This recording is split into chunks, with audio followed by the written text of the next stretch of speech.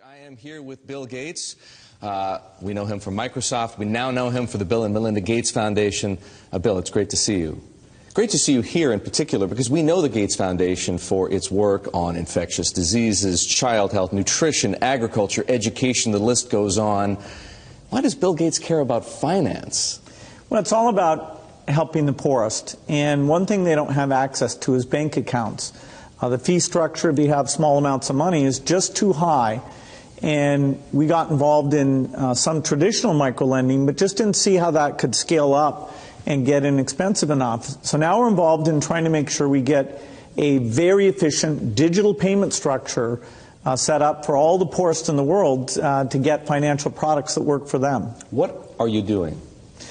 The idea is that typically through the cell phone, you should be able to send money to your relatives. You should be able to track the money that's coming in, set aside money to buy seeds the next year. And there are countries where this is beginning to take off. Kenya, Bangladesh, even Somalia, maybe the last country you'd suspect up in Somaliland. Almost half of the GDP is done digitally. I don't need to tell you that the poor have been unbanked for as long as there have been banks. Why is this time different? Well, it's really the digital revolution. The poorest have bought cows, stored gold, put currency under their mattress, but they are getting cell phones. And the cell phone capability of identifying who's using the cell phone, letting you look at your spending patterns, that's going to be common sense. People are going to have help and lots of innovative products competing on top of this digital currency platform. So if technology, mobile phones for example, digital money, helps to increase access to financial services at the same time as it lowers the cost of delivery, why is philanthropy needed? Philanthropy should just be here to bootstrap this. There are a lot of regulations in this area, and understanding how those regulations can make the cost of remittances, where you're sending money back to your family in your country of origin, how right now that has about a 5% overhead on it. We think we have a role to make sure that, particularly for the smaller transactions, the regulations don't impose those very high costs. Once this gets going, then we'll step up to the applications and say, okay, how does a savings application help the mother make sure money's focused on the kids? How does it help them stay in school, set money aside for the uniform or for good future planning? Some of what you just described, the need to move money from place to place, the cost of doing so, the overhead, as you put it, makes me think, believe it or not, of Bitcoin, because some people have said, hey, Bitcoin is the answer to those problems. Are you a believer?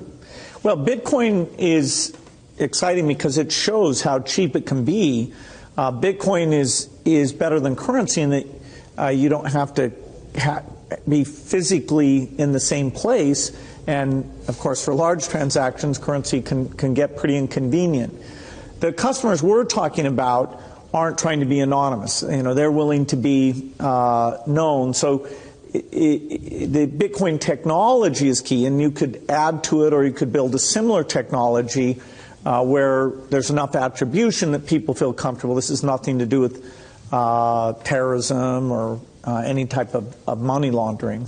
What kinds of people or private enterprises right now are helping to solve the same problems you're interested in? Well, in some countries, the mobile companies have been fantastic. In a few other companies, it's been the banks. In some countries, it's a startup company that's neither a bank nor a mobile company. In Bangladesh, the bKash offering runs across any phone, and they've gotten the regulations so that they have a product that we think will get very, very pervasive. So entrepreneurs are there.